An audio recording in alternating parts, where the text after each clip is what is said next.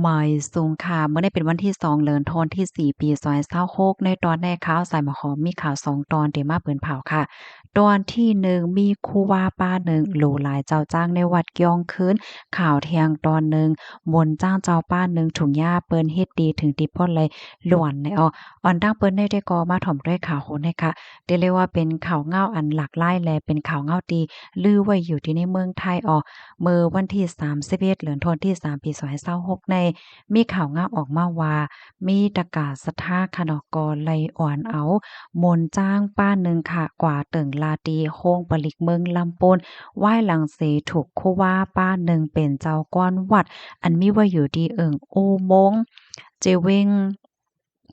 เมืองใจตอนลำโป้นค่ะโหลหลายที่ในห้องนอนให้ไหนเนาะลองตั้งเงาหงามันได้แต่ก่อนไหนที่วัดย่องนั่นไหนมีอันเป็นเจ้าจ้างเจ้าสร้างที่อันเปิ้นคำสร้างคำจ้างใหม่พ่องขิงเขาฮ้อนในเฮ็ดจังไหนเขาเนาะเขาก็อยู่ที่วัดที่ย่องนั่นเฮ็ดให้นั่นน่ะหน้าเสียวก็ที่วัดย่องนั่นก็มีครูวาย่อก็เป็นเจ้าก้อนวาดให้ไหนค่ะ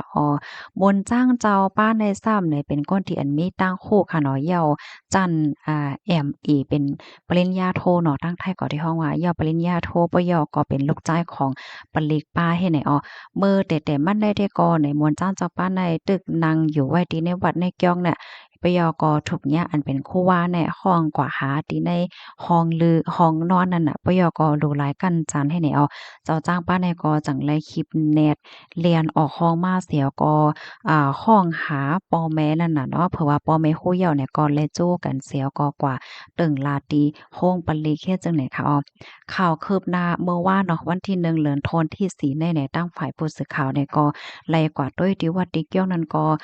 เย็นลงไว้เฮ็ดจังแนวเนาะย้อนก็เพราะว่าพ่อแม่เจ้าจ้างเจ้าสร้างเขาเนี่ยเปิ้นก็ไม่ใจขนาดเลยมาอ่อนเอาลูกล่างโตเจ้าเก่าไผมันในค่ายกว่าอยู่ดีวัดเกี้ยงต่างตีเฮ็ดจังได๋นะเลยฮู้ว่าที่วัดเกี้ยงนั้นก้อยกึด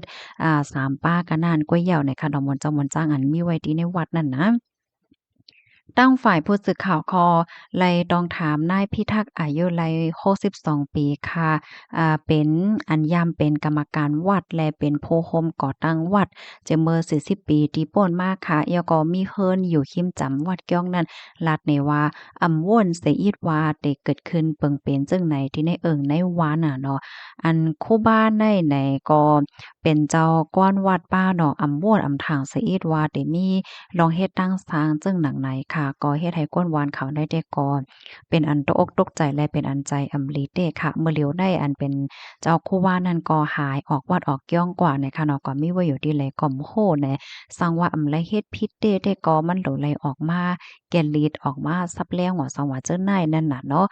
อันนี้ก็เฮ็ดให้คนในหมู่ในวานเปิ้นไหล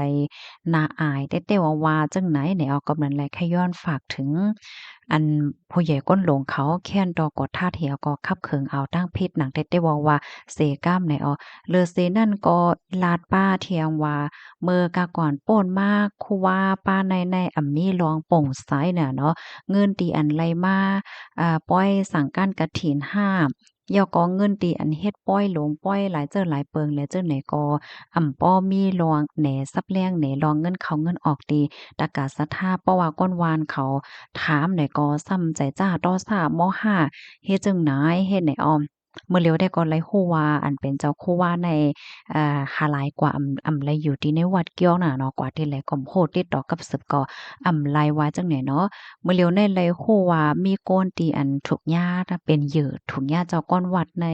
หลู่หลายเนี่ยก็มีเทียงเป็นหลายๆก้อนั่นขนาดเนาะไว้หลังเสเปิ้นเลยรับพวกข่าวเงาอันในเยาเนี่ยก็เปิ้นก็ได้โฮมกันเฮก็กว่าตึงลาตีภูมิพลพรเขาเทียงจังไหน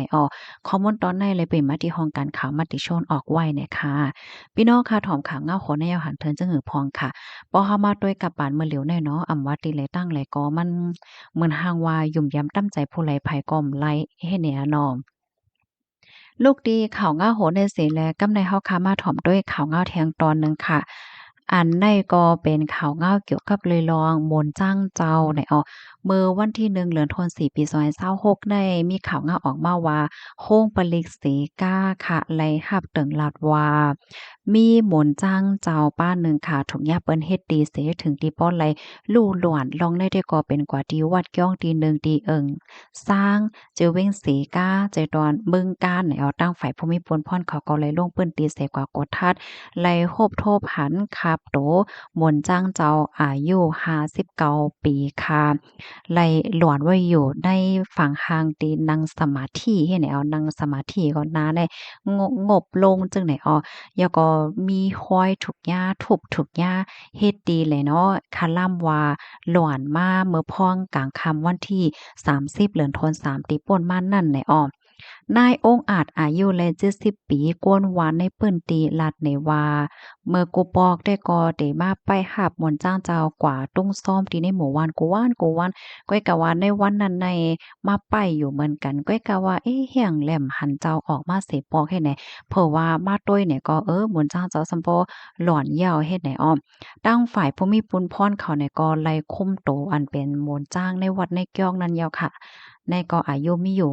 35ปีเป็นล้านกุ้ยเนี่ยค่ะเนาะเป็นล้านมนต์จ้างเจ้าที่อันร้อนกว่านั้นน่ะค่ะก็ต้องกว่าถามเนี่ยย้อนก็เพราะว่ามีรองอันหลีถังเทิมละหลายมิ้วนั่นขนาดเนาะเผื่อว่าต้องถามเสิก็เลยฮู้ว่ามนต์จ้างเจ้าป้าในค่ะนะมีไว้ตั้งเป็นป้ายจ่ายเสียวก็ยามเขายดยาโตตีโค้งยา3เดือนเลย1ปอก3เดือนเลย1ปอกเฮ็ดจังได๋คะอ้อม ก้อยกาว่าไปหับปากเนี่ยค่ะเนาะมื้อนังว่าและเฮ็ดว่าซังว่าเฮ็ดจั่งใดอ้อตั้งฝ่ายภูมิพลพรเขาได้ก่อได้เอาซักเสหลักฐานมันเสียก็ได้กดทัดด้วยดีเอ็นเอว่าซังว่าเฮ็ดจั่งใดเที่ยง10กว่าว่าเฮ็ดจั่งใดแล้วค่ะข้อมูลตอนนี้ก็ค่ะเลยปมาที่ห้องการข่าว Workpoint ออกไว้เนี่ยอ้อเพราะว่าเฮาค่ะมาด้วยเกี่ยวกับเลยลวงตั้งเป็นป้ายใจอันว่าในไว้เมามางอำไลแท้ๆเนาะพี่น้องเนาะ เมื่อเลียวก้นตีอันเป็นไว้ตั้งเป็นคิงเอามองใจเนี่ยก็นำมาในว่านะอิงเหนือเงาลายละลายลวงเนาะก้นเนี่ยก็มีร้องวนนำคำใจเสียก็เอากว่าเอามากยิ่นเปลี่ยนตั้งเป็นคิงเอามองใจกว่าจังไหนตั้งเป็นคิงเอามองใจแน่เฮาก็ถามว่ามันเตขี้คิงเงาๆมองๆใจมันเกี่ยวกันนั่นก้วยมันจื้อไหนเนาะเมื่อแต่ๆได้มันได้เป็นจังเนี่ยว่าเพราะว่ามันเป็นแห้งกว่าเนี่ยจึงมันได้เลยเข้าโรงยา เพราะว่าเข้าห้องยาเหย้าหมอยาเขาก็เตท่าแถวก็เตปันกินยาจังได๋นี่เลยกินยาตาเสพเพราะว่าเลยกินยาก็สังถูกก็มันจังปห้าสังหาในไว้เมามางก็ไรเหมือนกันให้แหน่นะเพราะว่าเหวันๆหนอเตมาเฮามาเลยเพี้ยนด้วยค่ะเนาะว่าตั้งเป็นคิงอะมอดใจในมันเป็นหือเป็นหาพองแหละจังได๋แน่ค่ะนะพี่น้องคะรับถอมยอหันถึงจังหือพองไหนค่ะเนาะก็พันดาหันถึงมาเลยค่ะอ้อยกอเพราะว่าเฮามาถ่อมด้วยข่าวง่าวโหในค่ะนะพี่น้องเฮาค่ะไล่ตอนสวนจังหือก่อมโ้ในค่ะเนาะ เมื่อหนังลุกล่างพี่น้องเฮาคาตีเป็นเจ้าสร้างเนี่ยนะที่พี่น้องเฮาคาเอากว่าที่วัดที่ย่อมว่าสว่าในเพราะว่ามันมีมือลุกล่างพี่น้องเฮาคายุมลีห้ายุมเกี่ยวเงาๆซึมๆไว้ห้าใน